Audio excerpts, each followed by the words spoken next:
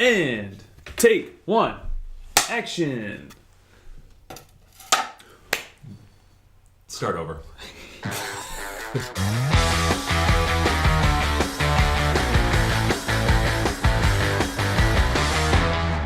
What's up, everybody? This is episode 947 because we have lost track of the episodes that we have done, and this is Bananas Unpeeled. Jesse Cole, Jared Orton, we are live here at Grayson Stadium. Actually, it's recorded, not live at all. We're not live. We're recording at Grayson Stadium. Thanks everyone for watching on YouTube. Thanks to everyone listening to the podcast. We are talking about bananas behind the scenes, everything in our minds, everything that we've never shared before, never talked about. And today's episode is something we have no earthly idea why we witnessed it, what we wanted to witness, or even where we're at right now. Last night, we went to WWE Live Road to WrestleMania in Savannah, and it was pure electricity. That's what this episode's about. Do you have any words? It was our first ever wrestling event, and we are not wrestling fans. Not wrestling fans. But I'll tell you, we were into it. I was shocked, I was blown away, and I think we learned a lot of things that we can put into the bananas mix. Yes, so that's what this episode's going to be about. Full disclosure, we've watched 5 total minutes of wrestling between the both of us in our entire lives. Not true. 6 minutes. No, confession. As a kid, I watched wrestling. Okay. I used to go to Blockbuster at the grocery store that I went to. Yes, this is dating me. And I would watch all the first 10 WrestleManias. I mean, Bret the Hitman Hart, Shawn Michaels, Papa Shango. So I was a kid wrestling fan, and then it disappeared. Haven't watched wrestling since I was 12 until last night. We got 3 full hours of WWE Live. So that's what this episode's going to be about. We're going to answer the question why baseball needs to adopt the playbook from WWE. I mean, people obviously know that we put on a show here and we're all about characters and having fun, but what we witnessed last night has a place in baseball, and that's what we need to talk about. First reaction, when you went to WWE last night, when you walked in, first reaction, what'd you think? Well, I had no actual expectations. I was walking in, and then the first thing I saw was this massive group of people waiting in line to buy merchandise. Yes. And not just merchandise, $200 wrestling belts. Authentic belts. Wrestling belt, $200. And it was people walking out with these belts, and it was like these people were diehard. Yes. And it was first thing I noticed was it wasn't just one grouping of people, 30-year-old men, 40-year-old men. There were kids wearing masks. There were elderly people. There was women. There was men. There was an 8-month-old baby sitting front row. Yes. All right. It was wild. They have really captured the minds, the energy of a huge demographic of people, which I don't know any other sport is really doing. And I will call it a sport. I'm gonna actually call it a sport because there was athleticism involved. And there was winning. There was winning, yes. I've got the results. There's results from the matches, even though they were predetermined. So it was, my first reaction was, wow. What about yours? Yeah, so when we go back, and if you think about brands that have this loyalty, I mean, you think of Harley Davidson, you think of, Apple, you think of, the Jordans, where people are lining up to do business with these companies, and then you, WWE, and it's this is a ridiculous following. I think my first reaction was similar to yours when we walked in. It was all right, number one, this is a Monday night in Savannah, a school night, and this place is packed. I mean, 3,500 people in the building in Savannah, and they were there early. I mean, the show started at 7:30, and people were in the building in line at 6:30 waiting to go in. And moving from there, it was these people, similar to Harley Davidson, these people had other show shirts on that they had been to. They had the masks, they had their seats. They were talking about it like they were in the know. This was an insider type party, and we were just outsiders coming in trying to fit into this group of people who knew everything going on. And obviously, us coming in was where are we at? I felt uncomfortable. I thought the record was going to stop, and then everyone was just going to turn at us, and a spotlight was going to be they don't belong. They don't belong. Because it's this insider VIP, unbelievable mashup, and people are fired up. And I think it was really interesting. the emotional connection you could see that these people had with these wrestlers, these characters. Yes. Because as soon as we got there, the person got on the mic on the stage, and then the first music came out. Yes. And the place erupted. And I was like, where are we? Yes. And that doesn't happen as much in sports. And it was happening every 20 minutes when new wrestlers came out, the place would erupt. Right.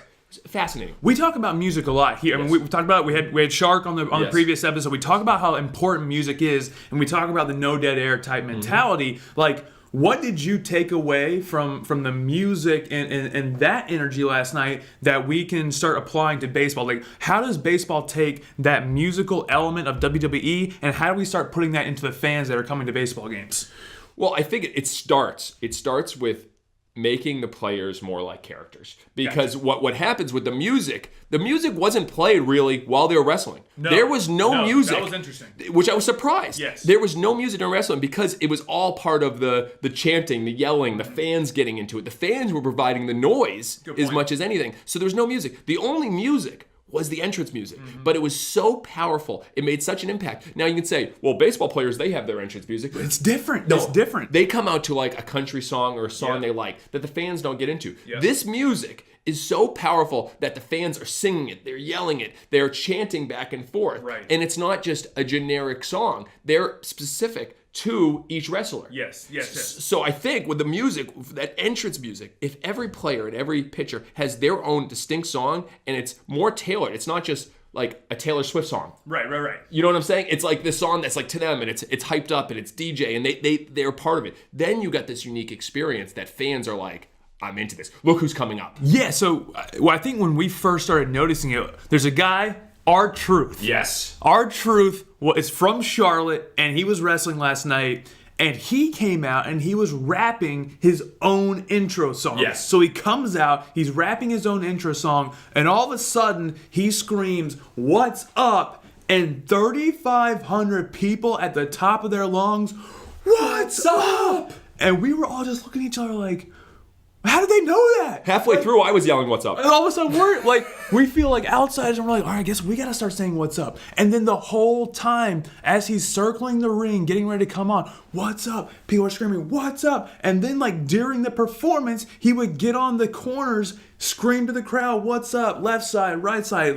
That was his calling card. And I was like, I think we kind of looked at each other, and we were like, can you imagine if a hitter is walking up to the plate, has his song, he looks to the crowd, gives them a call, 4,000 people answer him back, and then he steps into the plate, and then every time he steps out or between pitches, he screams at them, "What's up?" and they scream back, "What's up?" Can you imagine that happening in an entire at bat? We were blown away by that type of enthusiasm. That's the epitome of showmanship. Yeah. And that's what makes wrestling great, is the showmanship. Yes. If you involve that showmanship with the players, I mean, I was thinking, what if a player actually was singing going to the batter's box, literally singing that whole rapping. He's singing, getting into it, and the fans are singing with him. He's holding a mic with a bat on his shoulders, singing. Then he gets up to the plate, he throws his mic. Throws the mic, and he gets to hit. I mean, your crowd, you can't not watch it. It's unbelievable. And I think watching R-Truth, I'm an R-Truth fan. Yes. Because, and what was so cool, watching R-Truth, and this is the most I've ever said R-Truth or a wrestler's name in years. But R-Truth, not only was he chanting "What's up," he was singing, the crowd was into it. In the middle of the performance, he kicked a guy out the ring. I remember who he was wrestling. Andrade, by the way. All right. He kicked him out of the ring, and then all of a sudden the lights came down, and he started doing his dance moves. He started flossing. He starts doing his dance move, and the crowd just gets into it. Imagine a player takes a great swing, or a pitcher makes a strike pitch, and he starts doing this dance move, and the crowd starts getting into it. It is crazy, but I'll tell you, it'll get people in the game so into it, and it'll be electric. And that's what baseball needs. And wrestling is teaching us. They're literally writing the playbook on what baseball and all sports that are perceived as boring should be doing. I think so one of the kind of underrated notes that I started noticing, that when these guys were coming out, and girls, Charlotte Flair was there last night, they were taking pieces of their uniforms or shirts or warm-up gear or whatever, coming through, they're circling the ring, throwing things to the crowd. We talk so much about it not being a one-way entertainment experience. This was really a great example of a two-way entertainment experience. The fans knew that they were supposed to be a part of the show, and that's what we focus on so much. Is like in baseball history has always been there's players on the field, and they're supposed to perform for us, and we're supposed to sit and watch. Last night, and WWE was not a sit and watch experience. Did you feel yourself kind of becoming a part of the show? I mean, I know we were outsiders, but could you see yourself like, they want me in it?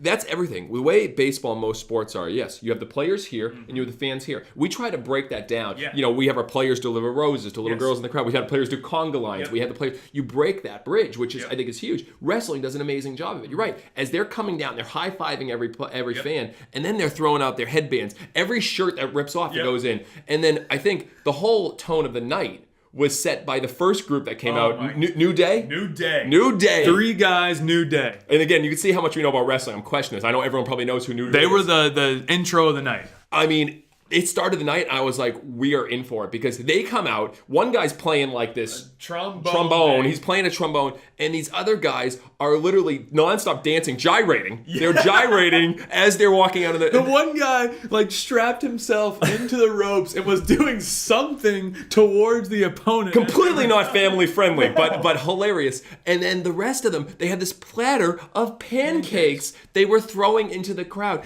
And these pancakes became like, everyone was into it. Like, they were throwing pancakes, and then they were throwing it at the opponent, and the opponent was like kicking them and like eating them and smashing them. And it's like pancakes. It's such a simple thing. But like, imagine baseball players going to the mound, going to the box, and throwing things in the crowd, flipping it, throwing food, corn dogs, whatever it is. It was such a cool experience. And like, I wanted a pancake. Yeah. That was bizarre. I don't know why I wanted a pancake. During the intermission, I went to the bathroom, and a guy was walking out with a pancake like he had just received $1 million. Like he was showing all of his friends, I got a pancake. He didn't eat his pancake. No, he was holding on to it. He was Didn't they frame some of their pancakes? He was like, I got a pancake from New Day. And he was like it was a souvenir. Like it was a memento that he had earned for doing this big project at work or something. It was like, I'm gonna hold on to this forever. And here's the key: it's pennies. Like they might have had 50 or 100 pancakes. It's pennies. Pancakes are pennies. So why aren't athletes, people in the sports, having things that they throw out to the crowd, they get them involved? I think that was when you combine the entrance, the involvement in the fans, the call-in responses. Let's go into the call-in responses. Yeah. So it wasn't just the what's up. No, it wasn't just what's up. Obviously, everyone knows Ric Flair has the woo, and then I don't remember which group it was, but they were Too Sweet. Too Sweet. And they would get up on the corners again, and he would yell, "Too sweet," and everyone would yell back, "Too sweet." Yes. And it was like every single person that was at that event knew, number one, the intro songs, the hand movements, the handshakes, the call and response. They knew everything. There was the 2 guys that were coming down the walkway, had their hands up like this. Every single fan in that building had their hands up. And as they were going through the tunnel, they were hitting people and high-fiving. It wasn't a regular high five. It was with the hand symbol. They were doing it. Can you imagine if our players, individual players, had those handshakes or had those moments, and they were going through the crowd, and our fans had that handshake going back to them, hitting them, high-fiving them, like giving them, like that was so, like that was probably my biggest surprise. Yeah, was how much these fans knew the intricacies of all the characters. Well, and it actually, it comes out into other experiences. Like, so for instance, like yes. I remember when that first came out a few years ago, our players would be doing that yes in the dugout. Because Too Sweet, what's up, awesome. They all have these one-word things. And it's like you think of the choruses of very popular songs, everyone can sing them because they're repeated over and over and over again. So, looking at this, it's like, why don't each player, especially the top players, have their own things that they will say out, or their own hand gestures, or their own movements, or their own, celebrations, that it goes back and forth. Then you get the whole fans are part of the experience. And you don't just do it once. No. If a pitcher strikes out a guy, every single time he yells out to the crowd, They yell back. they yell back. And it becomes this thing. And I was like, wrestling has nailed this. Why aren't other sports doing it? Yeah. What was your biggest surprise? I mean, obviously, we didn't have many expectations. What was your biggest surprise of the night? I would say the fan base. I was hoping you were going there. Because, you know, We were sitting near some pretty awesome people. all right, 2 seats in front of us. Paint a picture. All right, let's 2 seats in front of us is this grown man, a bigger individual with a full-fledged mask on, said Royal Rumble, and he had his shirt ripped in half. Hey, all his friends had cut-off shirts. And he yelled nonstop, hit him in the spleen, break his clavicle, yelling things that are just ridiculous. And then right behind him is about a 7-year-old kid with a mask standing up. And he came with his mother. The kid came with his mother. The kid was standing on the seat the whole night. The whole night. And he couldn't stop yelling the whole time. And I'm like, you got a 7-year-old kid. You got a 40-year-old man. Yep. They're both wearing masks. Yep. They're both cheering for the same things. Yep. Wow, what has wrestling done to bring this type of demographic? Not just to come to a game. There's different. You know, you'll have wall demographics come to a baseball game, but to be raving fans. And if we can take anything from the playbook, it's how to create raving fans of 5-year-olds to 40-year-olds to 80-year-olds that are yelling the same things, that are chanting, that are going nuts, that are leaving like, wow. Like, they looked exhausted by the end of the night. They were. So it's an interesting thing you're talking about with the age demographic because, you know, wrestling has been around. Like, obviously, you know, you're 60, 70 years old now. I mean, wrestling has been around. Well, similar to baseball, it's been around for a really long time. But what's interesting is baseball is, the age is skewing so high now, 40, 50, 60 Average years baseball old. fans in their 60s. They're older now. And so they haven't reinvented for the younger demographic, where WWE last night, we saw an 8-month-old. Like, we saw 6, 7, 8-year-olds. We saw 40, 50, 60. Paula Dean was there last night. Like, it transcends the generational gap, and I don't know how they're doing it. That blows my mind, that how they're doing that a 7-year-old and a 40-year-old could be cheering for the same thing with the same enthusiasm, with the same passion. That just blew my mind. It's simple. They make it fun.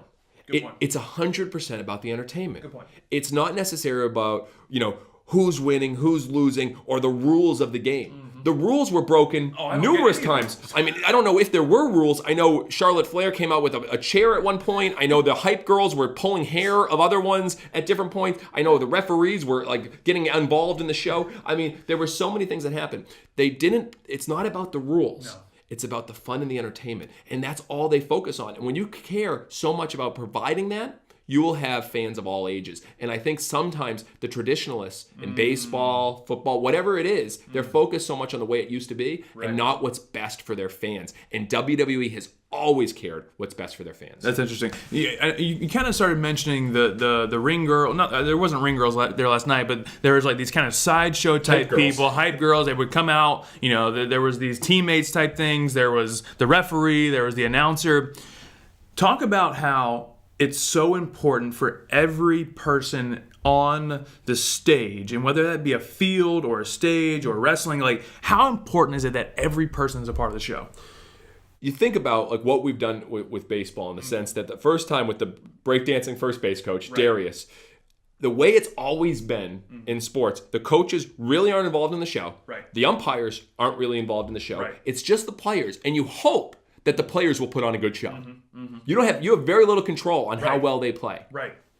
With wrestling, everyone who comes down that entrance aisle, who comes around the stage, is involved in the show. Yes. From the announcer, from the referees, from the hype girls, from obviously the wrestlers, even the fans who are around, everyone's involved in the show. Yeah. And so I think what we need to look at in sports is once you get into the actual field, it's a complete stage. And if someone walks on there, they're not just a bystander walking by trying to get from point A to point B. Right. They're a part of the show. Right. And I took that as like, all right, what can we do? We've involved our coaches. How do we involve the umpires? How do we involve the trainers? Anyone that's on the field, Great point. You're a part of the show. Great point. I mean, I was watching last night and obviously observing the fans, and the referees weren't, they weren't named. They had no real kind of emphasis in the outcome of what was going on. However, they had their part, and they would go 1, 2, and then make the last swipe, Yeah. and the fan, you can feel the anticipation, and then everyone starts screaming at the referee, count faster, like, you're an idiot, what are you doing? And then 1, 2, and then get closer to 3, and everyone would chant, that anticipation would build, and so it was like, he knew his role. It was well choreographed. Oh, of course. And I think that's what's really interesting. You can still write a script for a lot of the performance. Yes. Whereas wrestling, it's a complete script. Who's going to win? But I think in baseball, we won't get there, but I think in baseball, you can write a script on how the performers are going to, hey, we want some showmanship here. We want some celebration without actually, taking away the integrity of who's going to win the game. And I think you need to look at every element as a script. The umpire comes out. I mean, when the umpires came out last year, we would have Barney come out and put his arms around them. I love you. You love me. I mean, everything's a part of the script. And I think sports operators need to look at it like that because you can't leave everything open for chance. Yeah. And that's what happens. People say, well, a baseball game's boring. It's because you left everything open for chance. A pitcher could walk 5 guys. Yes. It could be a 30-minute half inning. You got to control all those other moments that you can control. And I think that's what we learned from watching this wrestling. It's like, wow, of course they have 8-year-old kids in yelling and screaming. Of course they have senior citizens going nuts because it's so well scripted that you are a part of the show every single second. Yeah. And I have unbelievable amount of respect for wrestling because they continue to reinvent. And if you look right now, their stock has been skyrocketing. Oh, like their literal stock. Their literal stock is skyrocketing because they're understanding. They're opening up now to women. They're finding new ways to show it. They're building more characters. I mean, it's fascinating. Most sports, I don't want to say are dying, but they're struggling to gain new fans. Yep. Wrestling, who's been around for years, is gaining more fans every single day. Oh, yeah. Not just baseball, every sport, every business needs to go to the WWE Playbook and say, how can we entertain our fans, our customers, and everyone involved more every single day? If they do that, it's game over. WWE is showing us how to do it. That's really cool. We saw some Bananas fans there last night. Yes. We saw a ton of Bananas fans. Like everywhere we turned, it was like 5-game plan holder, sponsor, season ticket holder, cater, like all these different people were there last night. How can we take what we saw last night, or how are we going to take what we saw last night, and how are we going to bring that to Grayson? That's what people want to find out. We can talk about, theories of baseball should do this, but Bananas fans want to know, because I think they secretly, or maybe not so secretly, enjoy this type stuff. What do we do? How do we bring it to Grayson Stadium? I have a couple fans in particular came out to me and said, "You're not just here to watch wrestling, are you?" And I said, Busted. "You're right." They go, "You're here for research, aren't you?" I go, "You better believe it." And I go, "Yes, we are watching. How do we put that into our ballpark?" So I will say the first thing we'll be looking at is how do we make the players more like these characters in the showman, and how do we have them where, like you said, the entrances, the call and responses, the show. I think that'll be the first thing we're going to start looking at. And how do we do that? Because obviously we can't change the rules right now. Right. But we can make the players more part of the show. And so that's our challenge for some of the players that I know watch this. Yep. What would be your signature move? What would be your call out? What would be your saying? What would you be doing, to get the fans more involved? And to forget about this is the way baseball has always been done. Right. Have fun. Because I've said it over and over again. When you're having fun, you're more successful, you're more productive. We've proved it here. Yes. In 3 years, we've Yes. won more games than our team, and it's because we're having fun. So I will challenge the guys. What would be your entrance? Right. What would you be doing? What would be your strikeout move? What would be your bat flip move that you can get the fans into it? Yeah. So that could be the first thing. And then I think there's obviously a lot more involving the umpires, Yes. involving all the characters on the field. But what about you? For me, I think the biggest thing that I took away last night was re-emphasizing that the fans have to be a part of this, that we are not just on the field to entertain them and then they go home. They are coming to be a part of the action. And so whatever else we can do, when R-Truth finished his dance move last night, he brought 5 or 6 kids on, which I did not expect that. I mean, WWE, I feel like is a really big time deal. We saw it with the Globetrotters. They brought some kids on the court or whatever, but I was like, oh my gosh, can you imagine for those 6 kids to get up on the ring last night? Like, that was insane. And it gave me a bigger appreciation for what it means for our fans to see these players, to see these characters, to get on the field, to have the autographs. Like, it just gave me a renewed sense of like, this means something. Our people are heroes. These players, these characters, they are heroes to kids and fans, and they identify with them. That's why WWE was so successful in the 80s and 90s, because fans identify with the personas and the characters of these players. And so we've got to just amplify that. So whatever we can do to continue to amplify the message that these players are not just baseball players. Yes. They are heroes, celebrities, they are rock stars, they are all-stars. Yes, they might just be coming here for the summertime, but we can give them that platform. I love it. I think taking it even another step further is watching those fans last night. I feel like they believed that they could actually impact the match. By their chanting, by their yelling, by them yelling at the ref. Like, they literally thought like they can make an impact on this match, which everyone knows it's already predetermined. So they've gone into a mindset where they've escaped, and they're a part of it. So, how can we make our 4,000 fans and everyone at the game feel like they can make an impact on the game by their yelling, by their chanting, by their cheering, that it's not just sitting and watching. They are a part of the experience, and they can lead their favorite character team to win. That's really cool. 1,000%. We're going to take a break. We're going to do a review of the week, and this one comes from Google, and this comes from Nick Blosser, who is a local guy, don't know what that means, on Google. This is a 1-star review. I'm going to paraphrase this, and I might have to stop because it's a super, super long review. But Nick says, it was great when we had an actual baseball team, but now it's home to some lame summer league of high school prospects called the Bananas. The games are awful, misspelled, awful displays of petty crowd pandering instead of good ball. You get, oh, look, the team is line dancing. Oh, look, an Elvis impersonator. Oh, look, the lame-ass dude in a yellow suit running around cheering up the crowd. All this is bad enough. It's the worst ballpark ever. And he keeps going on and on and on. What do you have to say to that? Thank you, Nick, for that beautiful 1-star review. Keep those coming.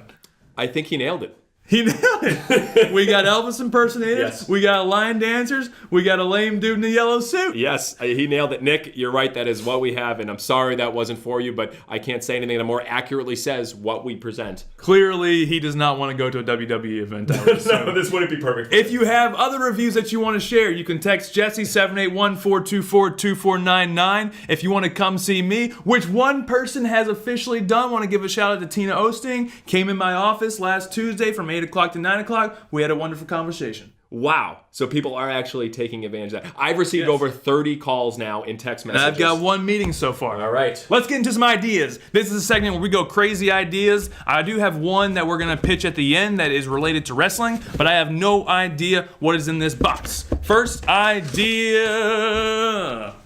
No. Bathroom craps.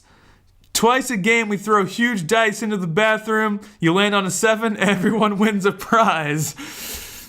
I think that's the opposite of how craps is played. I'm a professional craps player. Landing on 7 is a bad thing. That means everyone loses. So you need to rethink the way you play craps. Bathroom craps.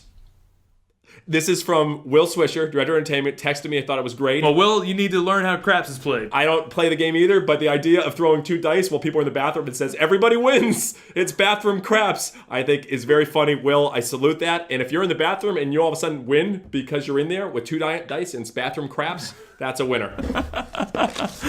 Oh, my goodness. All right. Every player plays every position, every inning. That is a mind-numbing, schematic that I cannot get into my head. All right, we have 9 positions. We have 9 innings. You have a full rotation because this has been done before. One player. I think Fayetteville did this in our league. The Grizzlies did it. The Grizzlies did it. So this has been done before. One player plays all 9 positions. But could we get a full rotation where 9 players play 9 different positions? That's insane. I think that'd be the first time ever it's been done, and I think it'd be wild. You're right. I first was thinking musical players.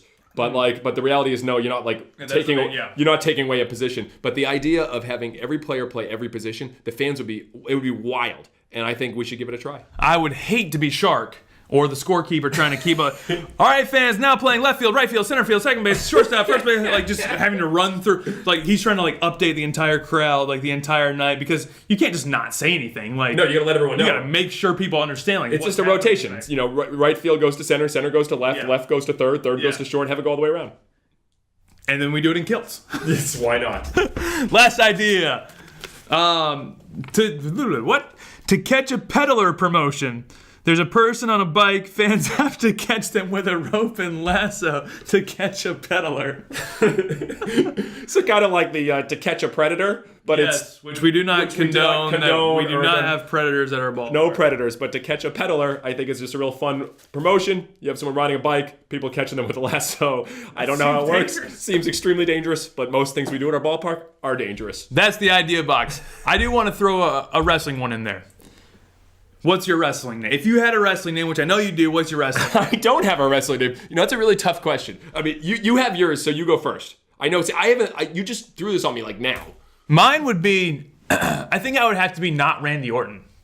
That would be my wrestling name. Because you're Jared Orton. I'm Jared Orton. Randy Orton was in attendance last night. He was the headliner. He was the main event. He's like 9'12". It was Randy Orton and Rey Mysterio. I'm sorry, it was Randy Orton and Samoa Joe versus Rey Mysterio and Jeff Hardy. Rey Mysterio, Jeff Hardy took the belt. Your wrestling name would be not Randy Orton. That's terrible. See, that's funny. See, there's a few things that go. Yes, Tuxosaurus, J Tux. J Tux. J Tux, I think, is kind of like, flashy, fun, but J Tux, there'd be some call. There could be like J Tux. J Tux. Yeah, there'd be some J Tux, and I would throw like my hat in the crowd. So like, I don't know. What do you guys think would be great wrestling names for Jared Orton, which not is Randy Orton. J Tux. Right here. And I don't know if I'm related to Randy Orton. I wish I could find that out. Like some sort of like DNA test maybe. Like they have those. Long lost cousins. Yes. That I actually have some wrestling in my blood perhaps. Based on looking at his physique versus looking at your physique, there is no relation at all to Randy Orton. So I think you should work on your name. Yeah. I'm gonna stay with J Tux. If anyone has ideas on what our wrestling name should be, leave them in the comments, text, email, call, whatever that might be. And then lastly, if you have ideas on what you have seen in wrestling and how we can apply that to not only a baseball game, but to the Savannah Bananas, whether that be walk-up type music, call-in responses, handshakes, gestures, like crowd type things, like send us those ideas. Let us know what you think, because we wholeheartedly believe that baseball should adopt the WWE playbook. And I have an announcement. Oh.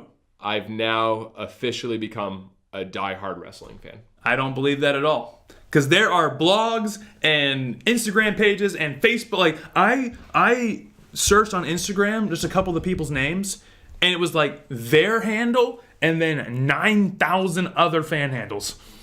I'm becoming a wrestling fan, and I'm giving the endorsement in this, and kind of the person who's really brought me to this is a shout out to Jason Shoemaker. Yes. Jason Shoemaker. So big shout out, big wrestling fan of ours, one of my best men in the wedding. So thank you for converting me.